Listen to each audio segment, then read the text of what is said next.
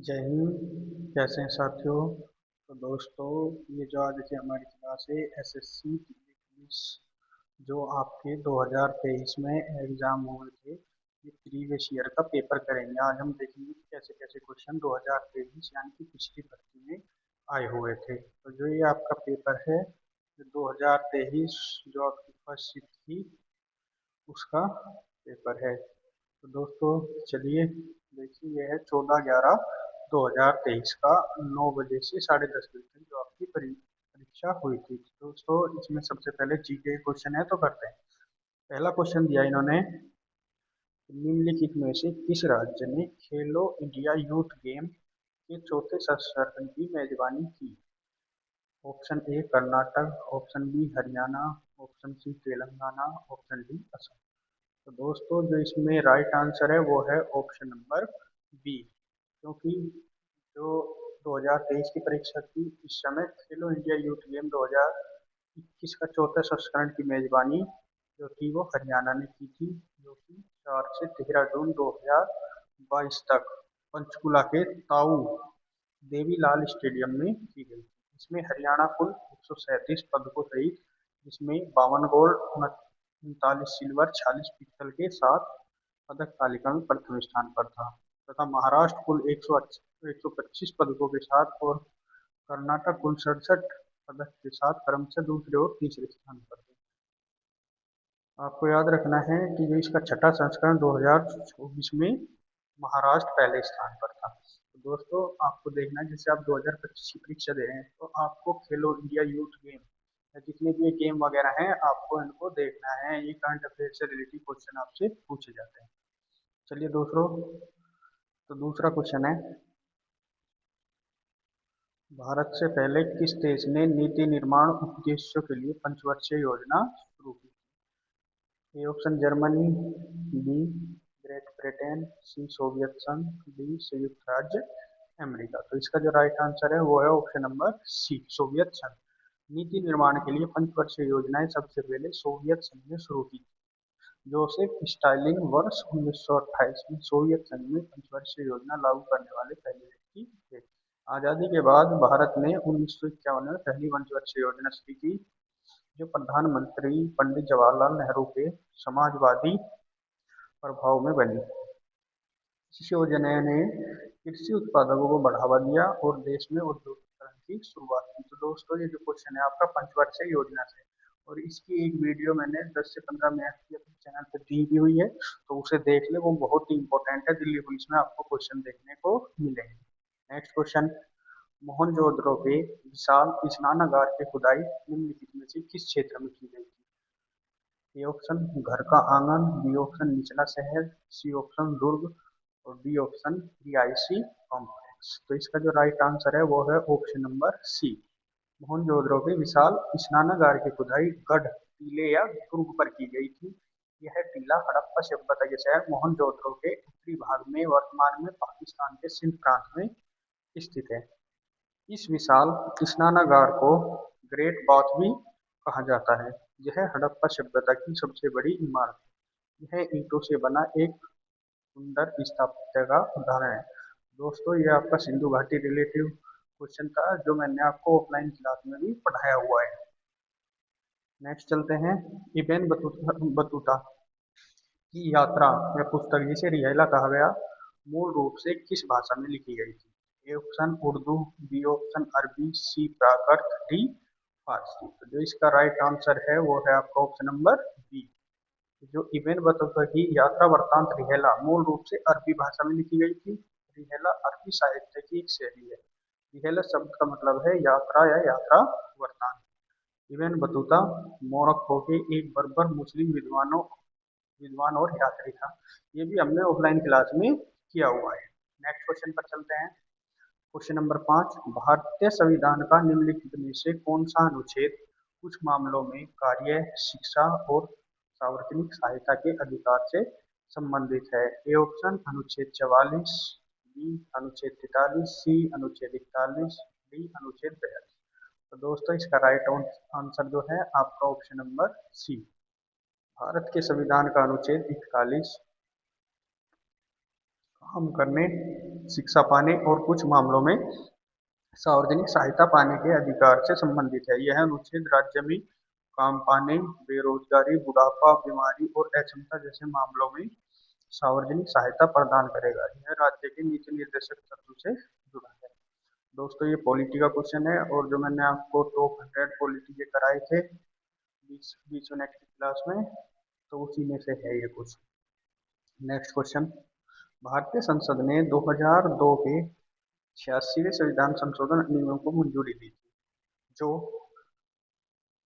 Dash के आयु वर्ग के बच्चों के लिए प्रारंभिक शिक्षा का मौलिक अधिकार सुनिश्चित करता है। ए ऑप्शन 5 से 11, बी ऑप्शन 6 से 17, सी ऑप्शन 17 से 16, डी ऑप्शन 16 से 14 वर्ष। तो जो इसका राइट आंसर है ऑप्शन नंबर डी। भारतीय संसद ने साल 2002 में 86वें संविधान संशोधन अधिनियम के जरिए 6 से 14 साल के बच्चों के लिए मुफ्त और अनिवार्य शिक्षा का मौलिक अधिकार सुनिश्चित किया था। यह अधिकार अनुच्छेद 21A के तहत आता है, जो कि आपका मौलिक अधिकारों में। तो दोस्तों ये जो सारे क्वेश्चन है हमने ऑफलाइन क्लास, ऑनलाइन अपने चैनल पर जो पढ़ी हुई सब में किए हुए हैं। नेक्स्ट क्वेश्चन, बहुचर्चित अंग्रेजी उपन्यास एलिसेस एडवेंचर इन वंडरलैंड निम्नलिखित में से किस लेखक ने लिखा है? ए ऑप्शन मेरी शेली, B Edgar Allan Poe, C option Lewis Carroll, B option Herman मैग्नी। तो जो इसका राइट आंसर है वो है option number C Lewis Carroll. इसके बारे में इन्होंने बताया है कि Alice adventure in Wonderland British लेखक लुइस कैरोल द्वारा 1865 में लिखित एक उपन्यास है। लुइस कैरोल का वास्तविक नाम चार्ल्स लुडविग डॉडसन है। इस उपन्यासकार में एलिस नाम की एक लड़की की कहानी है, जो एक खरगोश की मांद में गिरकर मानव दृश्य जीवों की आबादी वाले एक कल्पना लोक में पहुंच जाती है। तो आपको रखना है जितनी भी पुस्तकें वगैरह है ना, करंट में भी या पहली भी, तो थोड़ा सा उन पे पुस्तक वगैरह पे ध्यान देना है। नेक्स्ट क्वेश्चन, निम्नलिखित में से किस भारतीय ओलंपियन ने प्लेइंग टू विन शीर्षक की आत्मकथा लिखी है? अभिनव बिंद्रा, लवलीना बोरगोहेन, कर्णम मल्लेश्वरी, साइना नेहवाल। तो इसका राइट आंसर है option number D. Playing to win नामक पुस्तक साइना नेहवाल द्वारा लिखी गई उनकी आत्मकथा है। साइना नेहवाल बैडमिंटन ओलंपिक में पदक जीतने वाली भारत की पहली खिलाड़ी है। प्लेइंग टू विन पुस्तक में इन्होंने अपने बचपन, करियर के उतार चढ़ाव और खेल में सफलता के लिए बलिदान के बारे में बताया। तो देखो दोस्तों, पुस्तकों के दो लेखक आगे पुस्तक के जो है दिल्ली पुलिस में आपका बहुत ही इम्पोर्टेंट है। नेक्स्ट 9वां क्वेश्चन है, भोजन के किस भाग से सोच बनकर निकलता है? भोजन के किस भाग से सोच बनकर निकलता है? ए प्रयुक्त भोजन, भोजन में विटामिन, भोजन में पोषक तत्व, भोजन में ग्लूकोज। तो इसका जो राइट आंसर है वो है ऑप्शन नंबर ए, अप्रयुक्त भोजन। पाचन में भोजन के अप्रयुक्त भागों को सोच प्रक्रिया के माध्यम से शरीर से बाहर निकाला जाता है। इस प्रक्रिया में ठोस अपशिष्ट को निकालना शामिल है, जिसे शरीर पचाया अवशोषित नहीं कर सकता। ये आपका बायोलॉजी का क्वेश्चन है। नेक्स्ट चलते हैं, निम्नलिखित में से कौन उत्तर प्रदेश की निर्वाह फसल का उदाहरण है? ऑप्शन नंबर ए कपास, बी जूट, सी गन्ना, डी गेहूं। तो इसका राइट आंसर है ऑप्शन नंबर डी गेहूं। उत्तर प्रदेश की प्रमुख फसल है और इसे निर्वाह फसल भी कहा जाता है। उत्तर प्रदेश गेहूं उत्पादन में प्रथम स्थान पर है। यह राज्य के सबसे बड़े हिस्से में लगभग 24% कृषि भूमि उत्पादित करता है। तो उत्तर प्रदेश जो है निर्वाह फसल कौन सी है? गेहूं की फसल। नेक्स्ट क्वेश्चन, उस्ताद अल्लाह रखा साबिर खान पंडित किशन महाराज और पंडित ज्ञान प्रकाश घोष का किस वाद्य यंत्र से संबंधित? Option number A shehnai, B mridangam, C violin और डी तबला। दोस्तों इसका जो राइट आंसर है option number D, Ustad Allah रखा जाकिर हुसैन, साबिर खान, किशन महाराज, पंडित ज्ञान प्रकाश घोष और अनुराधा बाल तबला वाद्य यंत्रों से संबंधित हैं। तबला भारतीय संगीत में प्रयोग होने वाला एक वाद्य यंत्र है, जो मुख्य रूप से दक्षिण एशियाई देशों में प्रचलित है। तबले का जो आविष्कार किसने किया? उस्ताद अल्लाह रखा खां साबिर खां, पंडित लाल किशन, ये सब किसी से हैं? तबला। नेक्स्ट।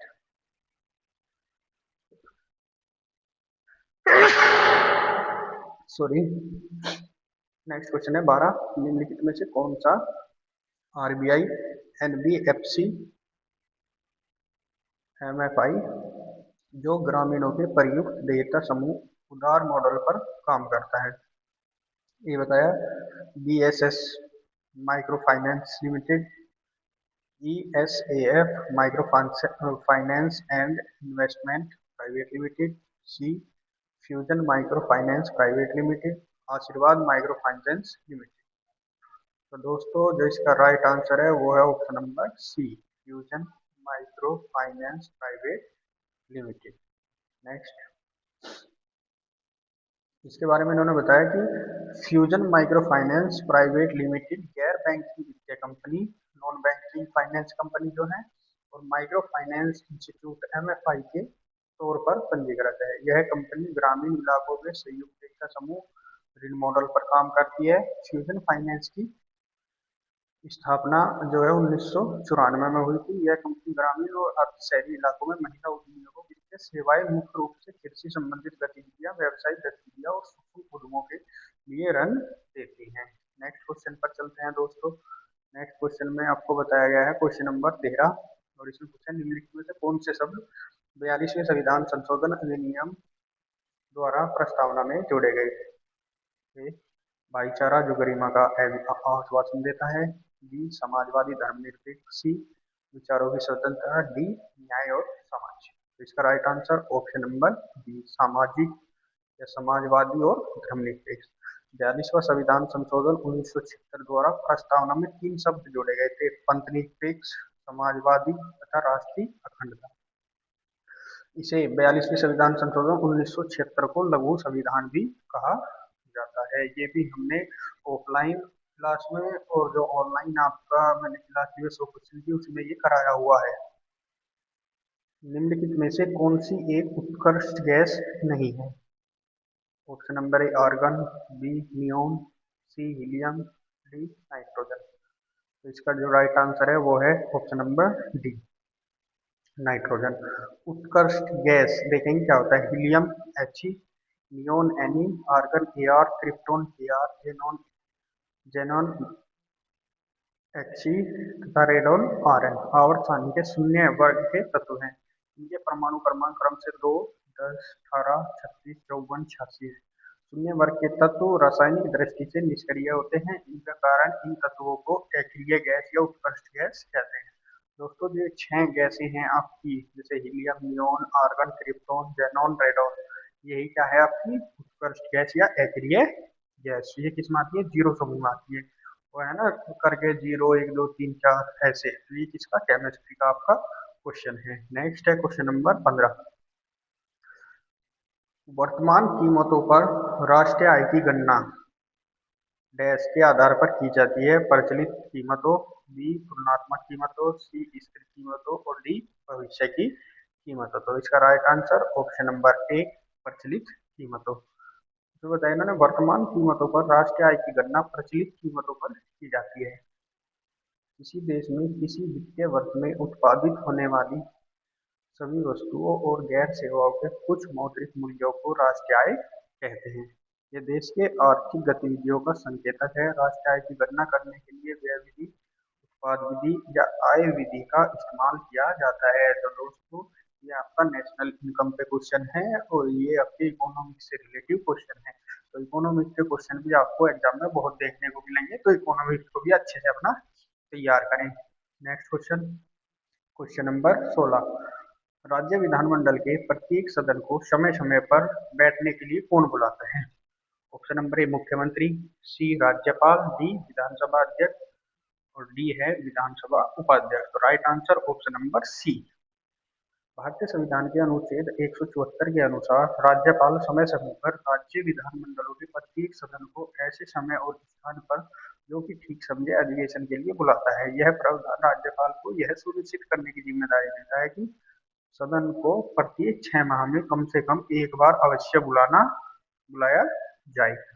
दोस्तों जैसे आपको पता है जो आपकी लोकसभा है और राज्यसभा है, उन्हें कौन बुलाता है? राष्ट्रपति जी बुलाते हैं।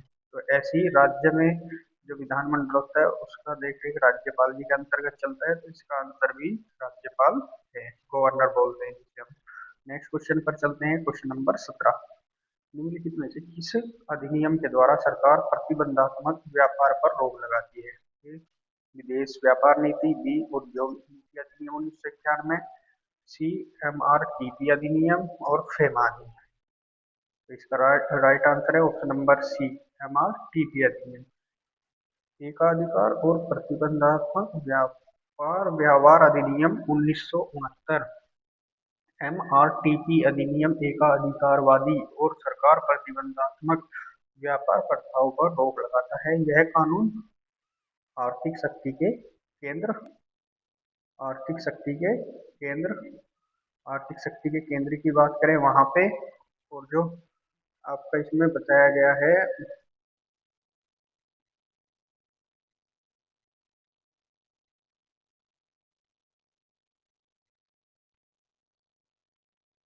तो इसका आपका 17 का जो राइट आंसर था वो था ऑप्शन नंबर सी, MRTP। इसमें बताया गया जो एकाधिकार और प्रतिबंधात्मक व्यापार व्यवहार अधिनियम 1969 एकाधिकार और सरकार प्रतिबंधात्मक व्यापार प्रथाओं पर रोक लगाता है। यह कानून आर्थिक शक्ति के केंद्र होने को रोकने और स्पर्धा को बढ़ावा देने के लिए बनाया गया है। इस अधिनियम को 18 दिसंबर 1969 को भारत की संसद ने पारित किया था। नेक्स्ट क्वेश्चन पर चलते हैं दोस्तों, क्वेश्चन नंबर 18। तो आप बताएंगे क्वेश्चन नंबर 18 में इसने पूछा है आपसे, सफल शिकार पुस्तकालय का जश्न मनाने के लिए सिद्धि धमाल निम्नलिखित में से किस राज्य में नृत्य के रूप में किया जाता है? Option number A Punjab, B Rajasthan, C Gujarat, और डी हरियाणा। तो आपका जो इसका राइट आंसर है वो है ऑप्शन नंबर सी, गुजरात। इसमें बताया इन्होंने सिद्धि धमाल नृत्य गुजरात राज्य में सिद्धि समुदाय द्वारा समुदायों में से एक है। इन्हें सादी और शब्बी के नाम से जाना जाता है। यह विशेष रूप से गुजरात की सिद्धियों की आध्यात्मिक प्रथाओं को संदर्भित करता है। तो दोस्तों आपका एक टॉपिक है स्टैटिक जीके में नृत्य का। तो नृत्य आप देखेंगे बहुत से राज्यों में जो जो नृत्य आपके मनाए जाते हैं, जैसे दिल्ली वगैरह में क्या है, यूपी में क्या है, हरियाणा, राजस्थान, इनके पूछे जाते हैं ज्यादा। नेक्स्ट क्वेश्चन, निम्नलिखित में से कौन सा वैदिक काल में राजा के लिए धार्मिक अनुष्ठान करता था? तो राजा के लिए धार्मिक अनुष्ठान जो करता था ऑप्शन नंबर ए पुरोहित, बी वज्रपति, सी सेनानी, डी ग्रामीण। तो इसका right answer option number A पुरोहित। आपसे इसने बताया वैदिक काल प्राचीन भारतीय संस्कृति का एक कालखंड है जो वेदों की रचना हुई थी। वैदिक काल को दो भागों ऋग्वेद काल 1500 से 1000 ईसा पूर्व तथा उत्तर वैदिक काल 1000 से 600 ईसा पूर्व में बांटा गया है। वैदिक काल में राजाओं के लिए धार्मिक अनुष्ठान पुरोहित करता था। पुरोहित राजा के मुख्य सलाहकार और आध्यात्मिक शिक्षक भी हैं। तो इसका right answer option number A पुरोहित। तो दोस्तों ये हिस्ट्री हमने ऑफलाइन क्लास में भी किया हुआ है। नेक्स्ट क्वेश्चन पर चलते हैं, क्वेश्चन नंबर 20। महान कवि और समानतावादी लेखक रविंद्रनाथ ठाकुर ने किस घटना के विरोध में अपनी नाइटहुड की उपाधि लौटा दी थी? ईस्ट इंडिया एक्ट 1784, बंगाल विभाजन 1950, कामागाटा मारूकांड 1914, जलियांवाला बाग हत्याकांड 1919। तो इसका राइट आंसर है option number D, Jallianwala Bagh हत्याकांड 1919। और इसमें इन्होंने बताया है कि महान कवि और मानवतावादी लेखक रविंद्रनाथ टैगोर ने जलियांवाला बाग हत्याकांड के विरोध में अंग्रेजों द्वारा दी गई नाइटहुड की उपाधि वो जलियांवाला बाग में आयोजित जो हुई थी वो इस हत्याकांड में 13 अप्रैल 1919 को जलियांवाला बाग में आयोजित एक शांतिपूर्ण बैठक में शामिल लोगों पर ब्रिगेडियर जनरल डायर, इनका नाम जो पूछ लेते हैं कभी कभी कि जलियांवाला बाग हत्याकांड में ब्रिगेडियर कौन था, जनरल डायर ने गोली चलाने का आदेश दिया जिसमें हजारों निहत्थे पुरुष और महिला बच्चे मारे गए, जो कि ये आंकड़ा था आपका सरकारी आंकड़ा था उस टाइम। नेक्स्ट क्वेश्चन है प्यादा निम्नलिखित में से किस खेल से संबंधित है? Option number A tennis, B badminton, C शतरंज, डी क्रिकेट। तो प्यादा जो है वो आपसे किससे संबंधित है? ऑप्शन नंबर सी शतरंज से। मैंने बताया प्यादा शतरंज खेल से संबंधित है। शतरंज दो खिलाड़ियों के बीच खेला जाता है। इस खेल की शुरुआत 7वीं शताब्दी के आसपास चतुरंग नाम से भारत में हुई थी। शतरंज का जन्म कहाँ से हुआ? भारत से, ये भी आपसे पूछ सकता है। और इसका शुरू में नाम क्या था? चतुरंग। ये एक चौकोर बोर्ड पर खेला जाता है। इसमें दोनों खिलाड़ियों के पास 16 मोहरें होती हैं। ये भी पूछ सकता है कितने मोहरें होती हैं शतरंज, जिसमें एक राजा, एक रानी, दो हाथी, दो घोड़े, दो बिशप और 8 प्यादे होते हैं। शतरंज विश्व के सबसे लोकप्रिय खेलों में से एक है। दोस्तों, जो खेलों से संबंधित आपकी शब्दावलियां होती हैं ये भी आपके लिए इम्पोर्टेंट है। जैसे आपसे बोलेगा कि LPW किस खेल से संबंधित है, तो आप बताएंगे क्रिकेट। ऐसी ही आपसे बहुत सी चीजें पूछ सकता है, तो आप इनको थोड़ा सा ध्यान से पढ़ लेंगे। Next question number 22।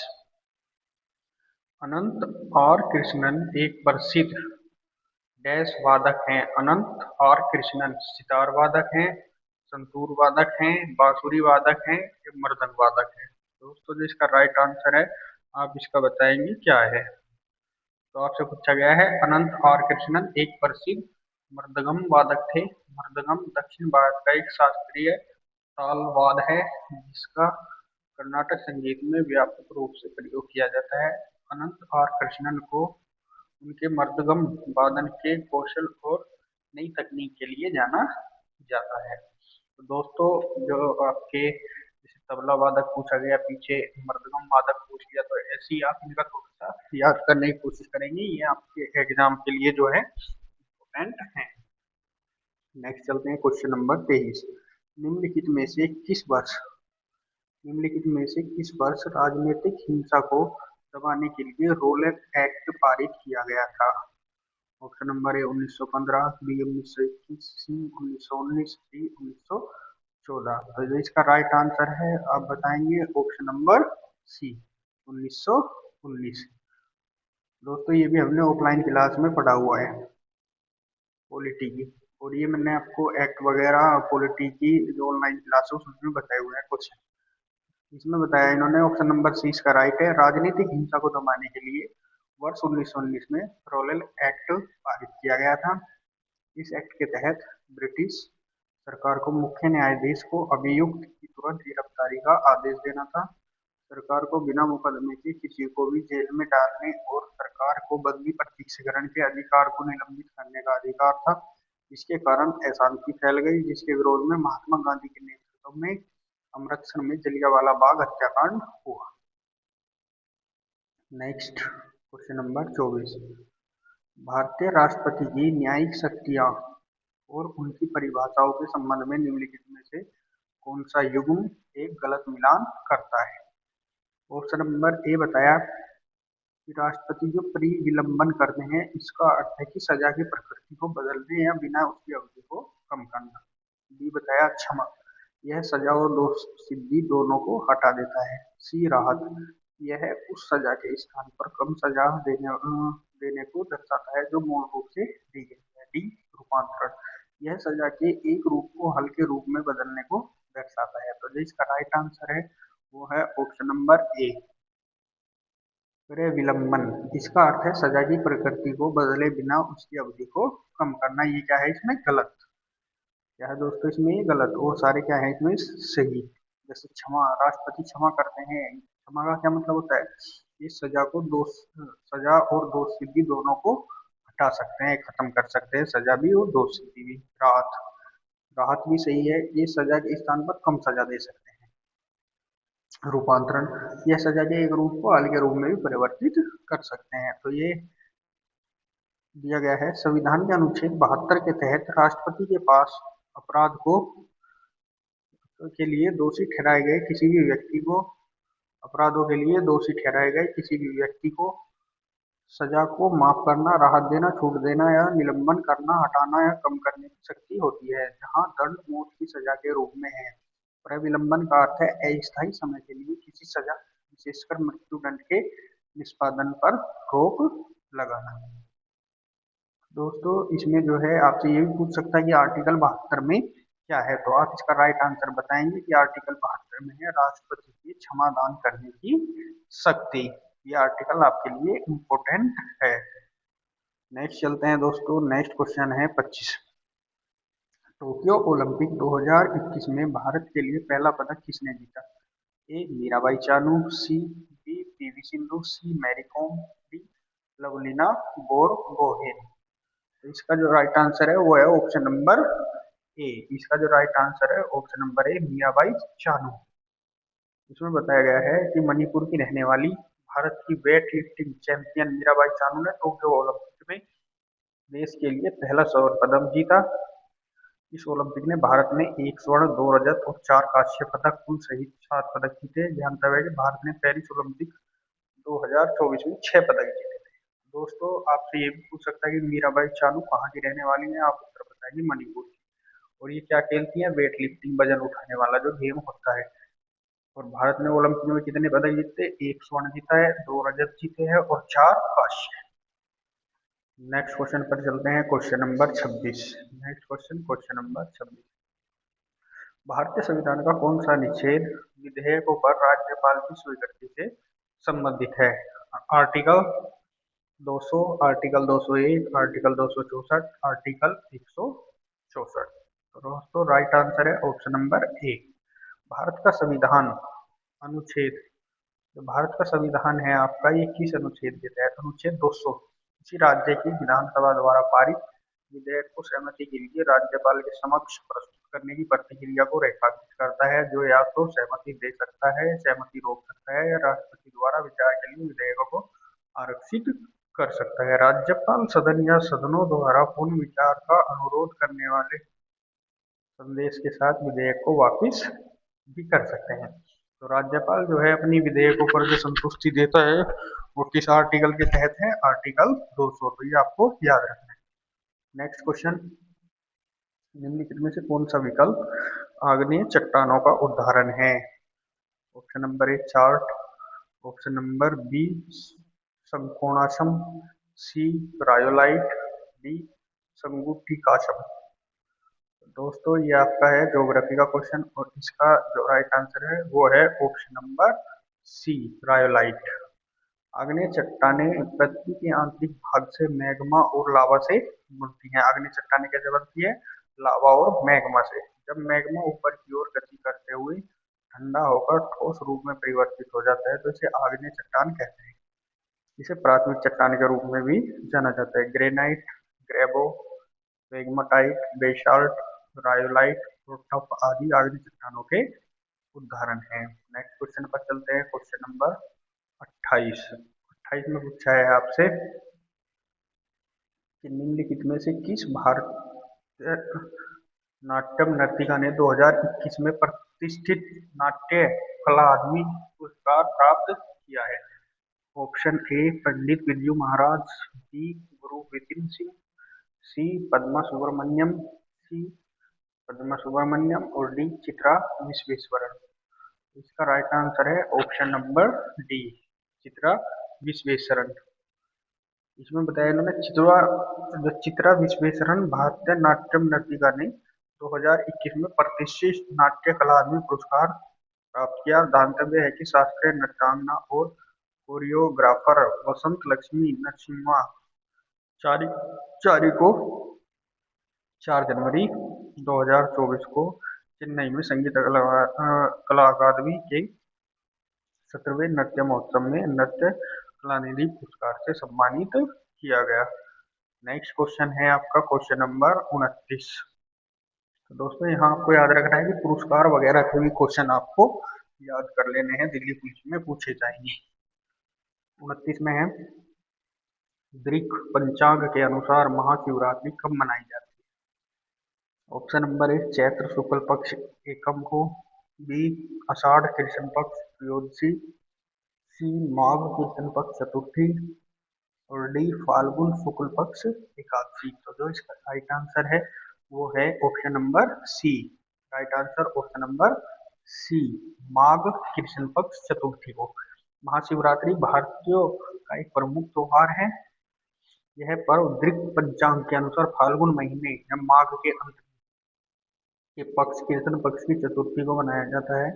धार्मिक मान्यताओं के अनुसार इस दिन भगवान शिव और माता पार्वती का विवाह हुआ था, इसलिए इस पर्व को भगवान शिव और माता पार्वती के विवाह के उपलक्ष्य में मनाया जाता है। Next question, question number 30। निम्नलिखित में से किस भारतीय लोक और जनजातीय नृत्य से संयुक्त भारतीय साहित्य नृत्य के लिए यूरोपीय नाट्य तकनीक को अपनाने के द्वारा संलयन कला बनाने के लिए जाना जाता है? ए केलुचरण मोहपात्रा, बी वेम्पति चिन्ना सत्यम, सी उदय शंकर, डी विपिन सिंह। तो दोस्तों जो इसका राइट आंसर है वो है ऑप्शन नंबर सी, उदय कृष्णन। इसमें बताया उदय कृष्णन को भारतीय लोक कला और जनजातीय नृत्य से संयुक्त भारतीय शास्त्रीय नृत्य के लिए यूरोपीय नाट्य तकनीकों को अपनाने के द्वारा सृजन कला बनाने के लिए जाना जाता है। कोई नया इन्वेंशन हो तो वो भी आपको याद रखना है दोस्तों। करंट अफेयर आपके दिल्ली पुलिस के लिए बहुत इम्पोर्टेंट है।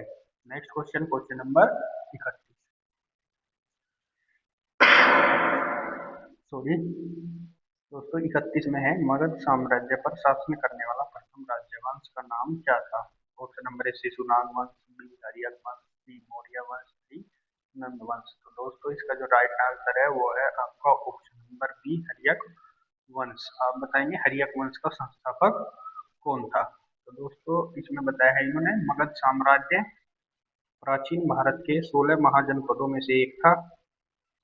मगध साम्राज्य ने भारत में 684 ईसा पूर्व से 320 ईसा पूर्व तक शासन किया। इसकी राजधानी गिरिवर्च या राजगृह थी। मगध साम्राज्य पर सबसे पहले हर्यक वंश का शासक 544 से 412 ईस्वी। इसके बाद इसके संस्थापक थे बिम्बिसार 544 ईसा पूर्व से 493 ईसा पूर्व। जो इनके राज्यवेद थे उनका नाम था जीवक। और इन्होंने जो अपना साम्राज्य बढ़ाया, इन्होंने 3 राजाओं जो इनके संतान थे उनसे विवाह करके। ये हमने ऑफलाइन क्लास में सब कुछ डिस्कशन किया हुआ है। नेक्स्ट क्वेश्चन पर चलते हैं, क्वेश्चन नंबर 32। दिए गए स्मारकों में से कौन सा स्मारक कर्नाटक में स्थित नहीं है? कोयलेंकर मंदिर, पलक्कड़म किला, चित्तूर किला और गोल गुम्बज। दोस्तों इसका राइट आंसर है ऑप्शन नंबर बी, 32 का ऑप्शन नंबर बी, पलक्कड़ किला। ये पलक्कड़ किला है दक्षिण भारत के राज्य केरल के पलक्कड़ शहर में। पलक्कड़ शहर कहाँ पे है? केरल में। जिसे मैसूर के हैदर अली ने 1766 में बनवाया था। पलक्कड़ का किला किसने बनाया था? हैदर अली ने।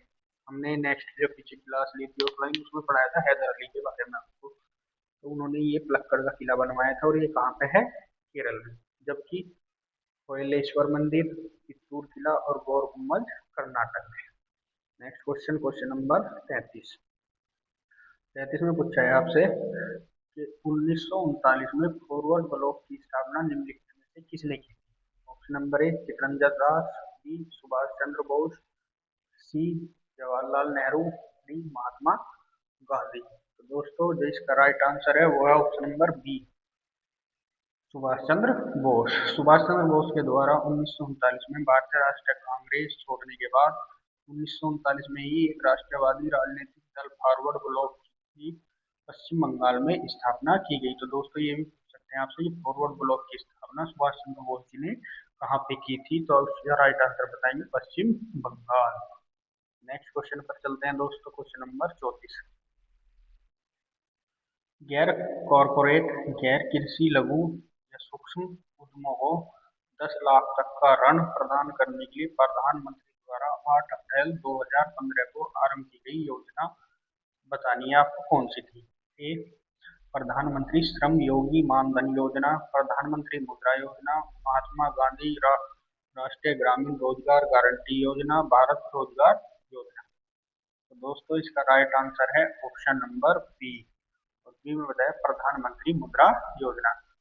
इसमें प्रधानमंत्री मुद्रा योजना भारत सरकार की एक प्रमुख योजना है जो विनिर्माण, प्रसंस्करण, व्यापार या सेवा क्षेत्र में गैर कॉरपोरेट गैर कृषि लघु सूक्ष्म उद्यमों को 10 लाख रुपए तक के ऋण प्रदान करती है। इसका आरंभ प्रधानमंत्री नरेंद्र मोदी द्वारा 8 अप्रैल 2015 को किया गया। इस योजना के तहत लाभ को 3 श्रेणियों में शिशुओं के लिए 50,000 तक, किशोरों के लिए 50,000 से 5 लाख तक तथा तरुणों के लिए 5 लाख से 10 लाख तक के रूप में वर्गीकृत किया था। दोस्तों एक इसमें ऑप्शन नंबर सी है महात्मा गांधी ग्रामीण राष्ट्रीय ग्रामीण रोजगार गारंटी योजना।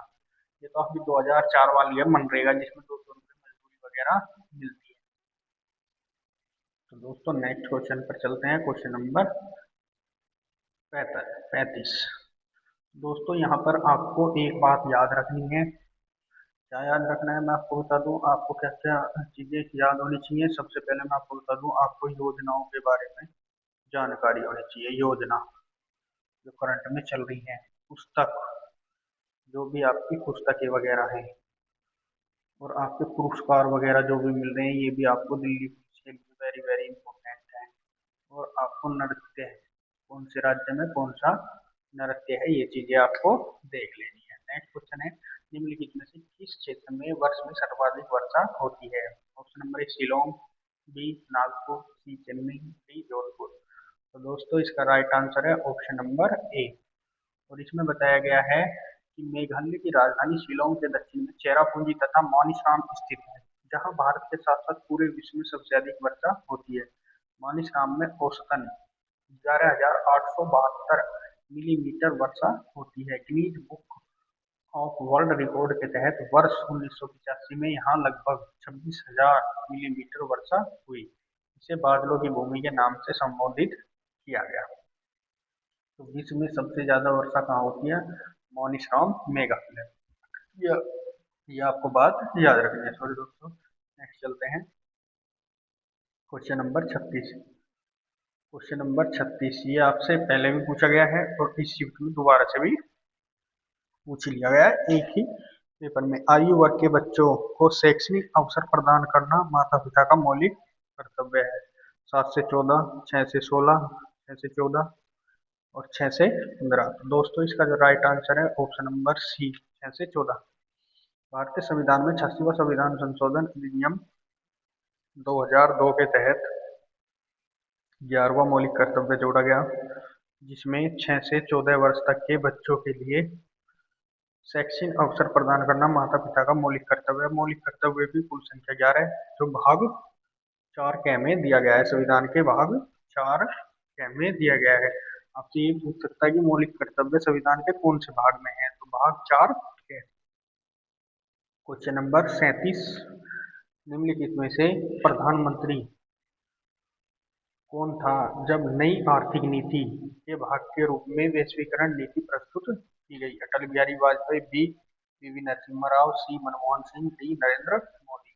तो जो इसका राइट आंसर है वो है option number B, PV Narasimha Rao. 1991 में जो आपकी नई आर्थिक नीति आई थी। तो आपसे इसमें पूछा गया प्रधानमंत्री नरसिम्हा राव के समय में नई आर्थिक नीति एनईपी के तहत वैश्वीकरण नीति प्रस्तुत की गई थी, जिसमें घोषणा 24 जुलाई 1991, 24 जुलाई 1991 को हुई। इस नीति ने उदारीकरण, निजीकरण और वैश्वीकरण सुधारों को चिन्हित किया। Privatisation, globalisation, localisation. इस नीति का उपदेश लिबरलाइजेशन वगैरह जो था, भारतीय वैश्वीकरण अर्थव्यवस्था को जोड़ना था। इसके तहत भारतीय अर्थव्यवस्था को विदेश निवेशों के लिए खोला गया। क्वेश्चन नंबर 38 IBA महिला विश्व मुक्केबाज चैंपियनशिप 2023 की मेजबानी किस देश ने की। Option number A Pakistan, B Sri Lanka, C Bangladesh, D Bharat. तो दोस्तों IBA महिला विश्व मुक्केबाजी चैंपियनशिप 2023 की मेजबानी जो अपना देश भारत है उसमें हुई थी। IBA महिला विश्व चैंपियनशिप मुक्केबाजी 2023 के 13वें संस्करण की मेजबानी भारत ने की, जो नई दिल्ली में 15 मार्च से 26 मार्च तक चला। इसके ब्रांड एम्बेसडर मैरी कॉम और फरहान अख्तर को बनाया गया। इस चैंपियनशिप में भारत ने 4 स्वर्ण पदक जीते, जिसमें लवलीना बोरगोहिन, निखत जरीन, नीतू घनघस और स्वीटी बुरा ने 4 अलग अलग श्रेणियों में पदक जीता। तो दोस्तों जो ये आपकी स्पोर्ट की आने वाली इवेंट हैं या पिछले 2 4 6 महीने में हुई हैं उन्हें आप याद कर लें बिल्कुल पक्का। 39 भारतनाट्यम की उत्पत्ति निम्नलिखित में से किस राज्य में हुई? A option Maharashtra, B Andhra Pradesh, C Tamil Nadu, D Telangana. Sorry. जो इसका राइट आंसर है आपका ये है Tamil Nadu, option number C. Bharatanatyam Sangeet Akademi द्वारा मान्यता प्राप्त 8 शास्त्रीय नृत्यों में से एक है जिसकी उत्पत्ति दक्षिण भारत के मंदिर विशेष रूप से तमिलनाडु के तंजौर जिले में हुई। इसे दासी अट्टम के नाम से जाना जाता है। इस नृत्य कला में भावम, रागम और तालगम इस 3 कलाओं का समावेश है। दोस्तों जो आपके 8 शास्त्रीय नृत्य हैं ये कहाँ कहाँ हैं ये चीजें आप याद कर लेंगे बिल्कुल पक्का पक्का कर। नेक्स्ट क्वेश्चन, क्वेश्चन नंबर 40 आपसे पूछा है राष्ट्रीय जलमार्ग 10 नेशनल वाटर 10 किस राज्य में स्थित है? A option Kerala, B Maharashtra, C Tamil Nadu, D Paschim Bangal. Right answer option number B Maharashtra. इसमें आगे बताया गया है कि जो आपका है राष्ट्रीय जलमार्ग NH10 है, NW10 है, जिसे अम्बा जलमार्ग धर्मार्थ क्रीक के नाम से जाना जाता है, महाराष्ट्र राज्य में स्थित है। इसका परिचालन खंड अम्बा नदी का 19.42 किलोमीटर जो आरण्य मोहाना क्षेत्र में आता है, जिसका अपना पारिस्थितिकी मूल्य है यह रेवास बंदरगाह में ग्रामतर जेटरी तक है। नेक्स्ट चलते हैं क्वेश्चन नंबर 41 पे। आप बताएंगे एनी बेसेंट खालिस्तान के प्रभाव में एक फैबियन समाजवादी थी। Option number A George Bernard Shaw, Sigmund Freud, C Arthur Miller और डी चार्ल्स टनर। तो दोस्तों इसका राइट आंसर जो है वो आपका option number A George Bernard Shaw. Annie Besant का जन्म लंदन में 1847 ईस्वी में हुआ था। यह भारतीय कांग्रेस की पहली महिला अध्यक्ष 1917 में बनी। एक आध्यात्मिक थियोसोफिक लेखक, भारतीय प्रेमी महिला थी जिन्होंने 1907 में थियोसोफिकल सोसाइटी की अध्यक्षता की। इनकी मुलाकात जॉर्ज बर्नार्ड शॉ से 1885 में हुई। इनका परिचय फैबियन सोसाइटी से हुआ तथा शॉ के प्रभाव में एक फैबियन समाजवादी बनी। इसके प्रभाव में थी जॉर्ज बर्नार्ड शॉ के। क्वेश्चन नंबर 42 में पूछा गया आपसे कि निम्नलिखित में से कौन सा सस्य भूमि पारिस्थितिकी तंत्र के संबंध में सही है? यह आपका एनवायरमेंट का क्वेश्चन है। कथन है सस्य भूमि एक मानव निर्मित पारिस्थितिकी तंत्र है। ये बात बिल्कुल आपकी सही है। सस्य भूमि पारिस्थितिकी तंत्र में बहुत कम आनुवंशिक विविधता पाई जाती है। ये भी आपका कथन क्या है? सही। दोनों कथन आपके सही है। अब ऑप्शन नंबर ए दिया है केवल एक सही है तो ये तो गलत हो गया। बी केवल 2 सही है, ये भी गलत हो गया। ऑप्शन नंबर सी कथन 1 और 2 दोनों सही हैं, तो ये राइट है आपका आंसर ऑप्शन नंबर सी। इसमें बताया गया आपको सस्य भूमि एक मानव निर्मित पारिस्थितिकी तंत्र है जो मानव खुद निर्मित करता है, तो बोलते हैं सस्य भूमि, जिसमें बहुत कम आनुवंशिक विविधता पाई जाती है। इसमें पौधों के साथ जानवरों का समुदाय होता है जो अपने भौतिक तथा रासायनिक वातावरण के साथ अंतः क्रिया करते हैं। इसमें ऊर्जा का प्रभाव खाद्य श्रृंखला के निम्न स्तर से उच्च स्तर की ओर होता है। तो दोस्तों इसके लिए आपको एनवायरमेंट भी अपना थोड़ा थोड़ा बेसिक जानकारी ले लें। नेक्स्ट क्वेश्चन, क्वेश्चन नंबर आपसे 43 पूछा गया है और 43 में आपसे कहा गया है, आप बताएंगे इसमें क्वेश्चन नंबर 43 में भारत की जनगणना 2011 के अनुसार निम्नलिखित में से राज्यों और केंद्र शासित प्रदेशों के समूह में उच्चतम साक्षरता दर दर्ज की गई। साक्षरता दर जो होती है पढ़े लिखे लोग। ए गोवा और लक्षद्वीप, केरल और पुदुचेरी, केरल और लक्षद्वीप, मिजोरम और दिल्ली। तो इसका जो राइट आंसर है वो है ऑप्शन नंबर सी। जनगणना 2011 के अनुसार भारत की साक्षरता दर 74.04%, जबकि राज्यों में केरल की 93.91, केंद्र शासित प्रदेशों में लक्षद्वीप की 92.28 साक्षरता दर के साथ सबसे अधिक है। तो दोस्तों जो इसका राइट आंसर है वो केरल और लक्षद्वीप। Question number 44। निम्नलिखित में से कौन सा सांस्कृतिक उत्सव उत्तर प्रदेश पर्यटक विभाग द्वारा आयोजित किया जाता है? नंबर 1 ताज महोत्सव, बी हम्पी नृत्य उत्सव, सी नृत्यांजलि उत्सव, डी निषादनाग्नि उत्सव। तो इसका राइट आंसर है ऑप्शन नंबर ए ताज महोत्सव। ताज महोत्सव एक सांस्कृतिक उत्सव है जो उत्तर प्रदेश के पर्यटन विभाग द्वारा प्रत्येक वर्ष ताजमहल के पूर्व द्वार पर के आसपास शिल्पा ग्राम में आयोजित किया जाता है। 13 दिन तक चलने वाला एक महोत्सव भारत की समृद्ध कला, शिल्प, संस्कृति, भोज्य, नृत्य, संगीत का मंथन करता है। तो ये कहाँ पे है आपका? आगरा में चलता है, उत्तर प्रदेश के आगरा में। Next question 45। निम्नलिखित में से कौन दिल्ली सल्तनत का सुल्तान था जब दक्षिण भारत में बहमनी साम्राज्य की स्थापना हुई? तो दोस्तों आप बताएंगे इसका आंसर।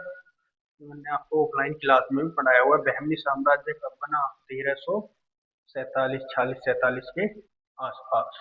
तो उस टाइम पे कौन था आपका? फिरोज शाह तुगलक थे, नसरुद्दीन मोहम्मद तुगलक थे, मोहम्मद बिन तुगलक थे, या गयासुद्दीन तुगलक थे। तो इसका राइट आंसर आप बताएंगे कि 1347 में कौन था? तो ऑप्शन नंबर सी। बहमनी साम्राज्य की स्थापना अलाउद्दीन हसन बहमन शाह के द्वारा 1347 ईस्वी में की गई। उस समय दिल्ली सल्तनत के सुल्तान मोहम्मद बिन तुगलक स्वतंत्रता की घोषणा के बाद बहमन शाह ने गुलबर्गा वर्तमान कलबुर्गी कर्नाटक को अपनी राजधानी बनाकर दक्षिण भारत में बहमनी साम्राज्य की स्थापना की। तो 1347 में बहमनी साम्राज्य का संस्थापक थे हसन बहमन शाह।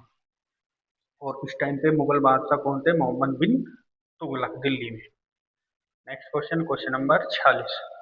भारतीय संविधान के किस अनुच्छेद में कहा गया है कि भारत का कोई भी नागरिक किसी अन्य राष्ट्र से कोई उपाधि स्वीकार नहीं करेगा? तो दोस्तों ये आपका है ऑप्शन नंबर ए में 18(1), बी में 18(3), सी में 18(2) और डी में 18(4).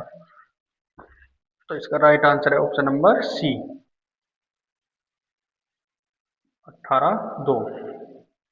संविधान के भाग 3 में अनुच्छेद 12 से 35 तक में नागरिकों के मौलिक अधिकार की बात की है, जिसमें 18(2) के तहत भारत का कोई भी नागरिक अन्य देश से कोई भी उपाधि स्वीकार नहीं करेगा। तो ये किसमें बताया गया है? 18(2) में। तो दोस्तों ये मिलान वाले भी क्वेश्चन आ जाते हैं, इन्हें देखेंगे थोड़ा।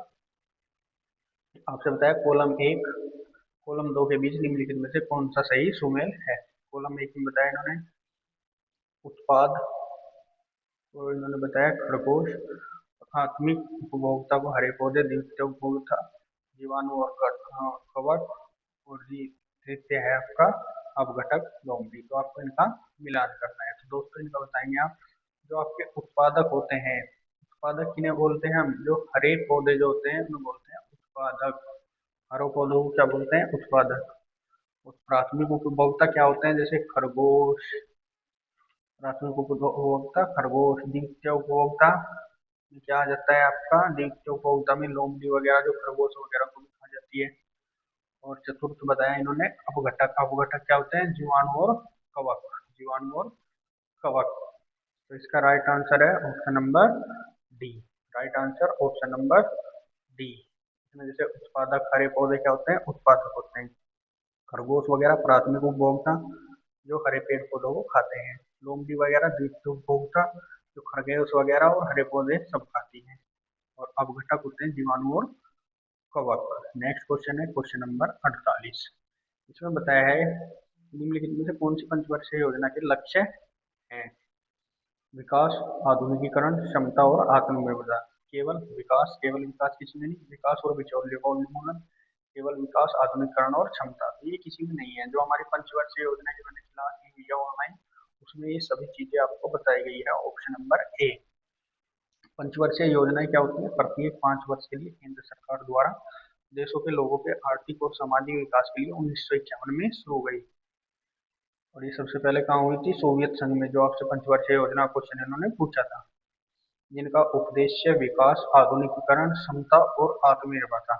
ये योजनाएं 1951 से 2017 तक भारतीय अर्थव्यवस्था के मॉडल पर आधारित थी। वर्ष 2015 में नीति आयोग योजना आयोग को नीति आयोग द्वारा प्रतिस्थापित कर दिया गया। योजना आयोग का नाम क्या कर दिया?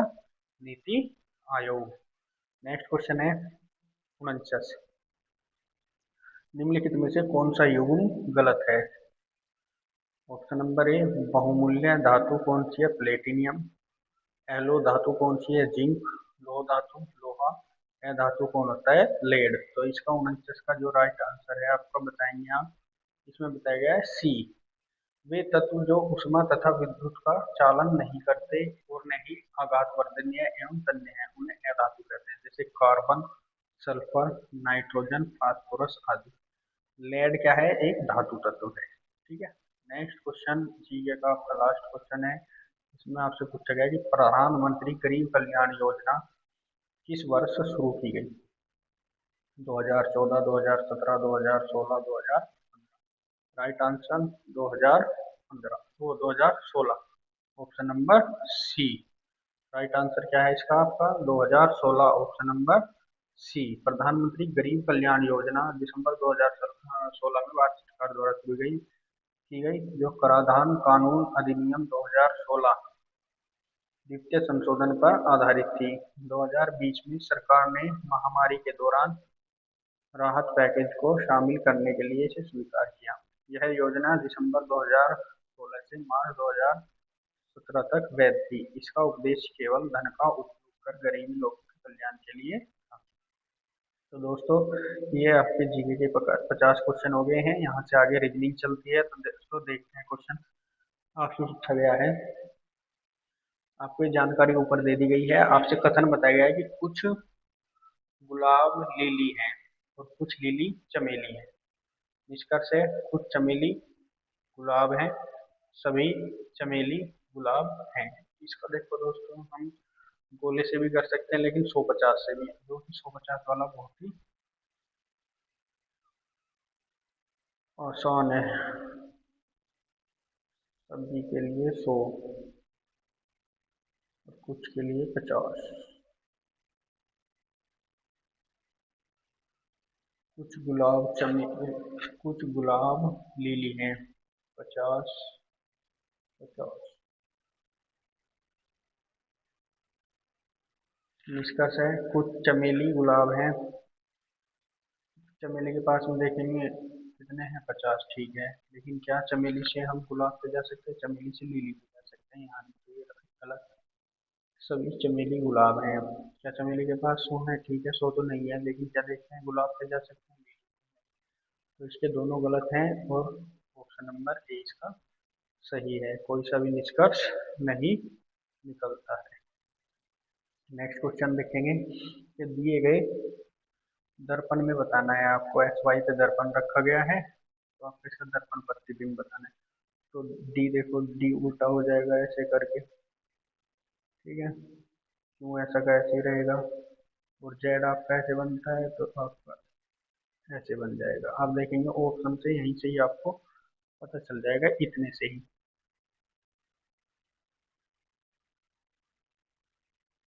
देखो सबसे पहले डी आएगा, तो ए कट गया, ए ऑप्शन कट गया, डी ऑप्शन कट गया। तो ए और डी तो आपका आंसर है नहीं, तो ए और डी तो कट गए। क्यों ऐसा कहती है? जेड इसने सेम रख दिया, सी में तो जेड भी, तो ऑप्शन उत्तर है आपका इसमें बी।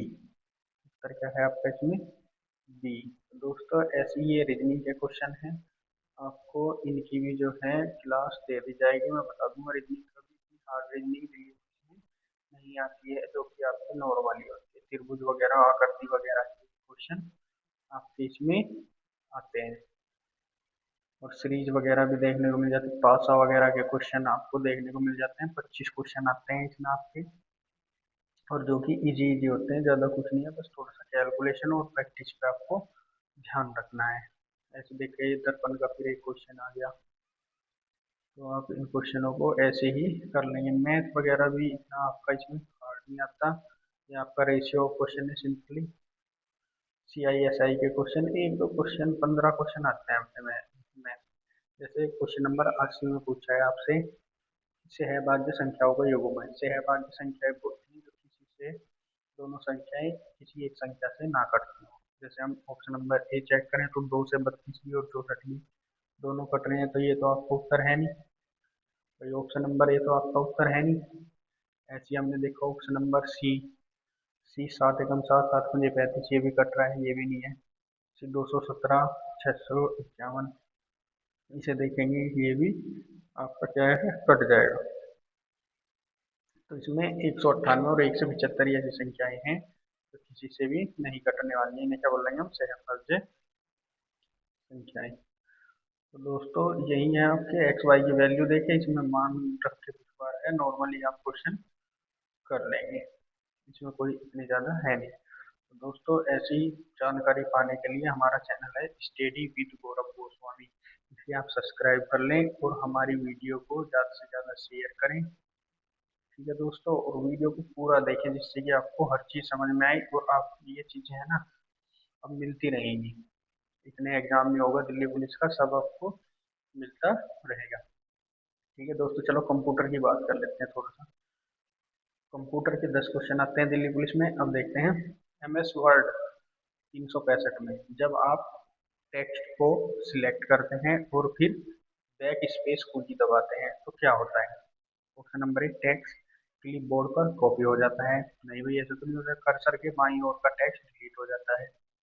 कर्सर बोल्ट स्टाइल में फॉर्मेट में हो जाता है। टेक्स्ट डॉक्यूमेंट के अंत में मूव कर जाता है। तो दोस्तों इसका जो राइट आंसर है आपका वो है ऑप्शन नंबर बी। इसमें आपको बताया गया है कि जो आपका कर्सर के बाईं ओर का टेक्स्ट डिलीट हो जाएगा।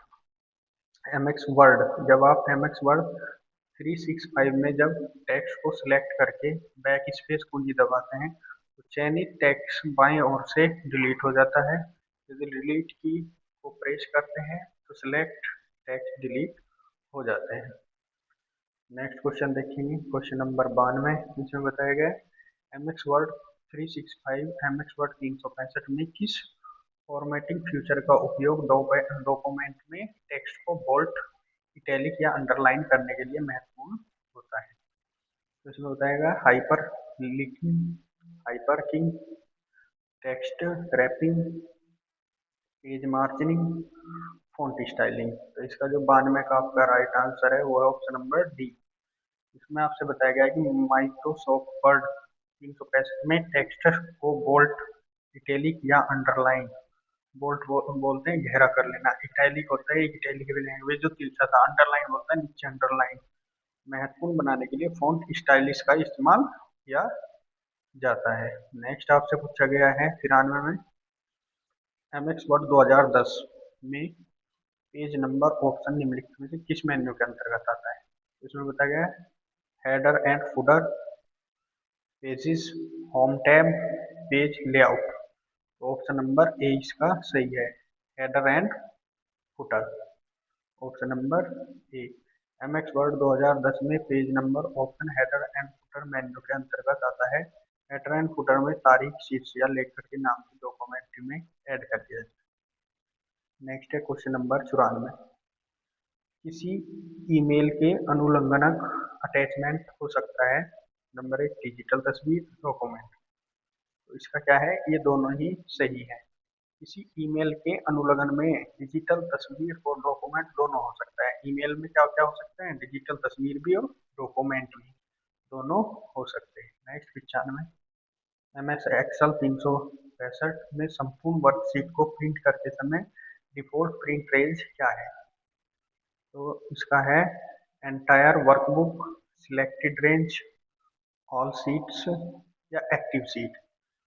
तो इसका राइट आंसर है option number D, active sheet. M S Excel 365 में संपूर्ण वर्कशीट को प्रिंट करते समय डिफॉल्ट प्रिंट रेंज सक्रिय सीट होता है। इसका अर्थ है कि जब प्रिंट कमांड देता है तो केवल वही सीट प्रिंट होता है जो वर्तमान में सक्रिय होता है। नेक्स्ट है 96, देखेंगे 96। एम एस एक्सेल 365 में आप एक्सेल वर्कशीट पर कार्य कर रहे हैं और आपको वर्तमान पंक्ति के ऊपर एवं पूरी पंक्ति को सिलेक्ट करना है तो आपको किस कीबोर्ड शॉर्टकट संयोजन का उपयोग करना चाहिए। Option number A, alert plus space bar, B control plus plus, C shift plus space bar, D control plus space bar. तो इसका जो राइट आंसर है वो है option number C, shift plus space bar. M S Excel में वर्तमान पंक्ति के ऊपर एक पूरी पंक्ति को सिलेक्ट करने के लिए शिफ्ट प्लस स्पेस बार शॉर्टकट की का प्रयोग किया जाता है। पूरी पंक्ति लाने के लिए शिफ्ट प्लस स्पेस बार पंक्ति का आप यूज करेंगे।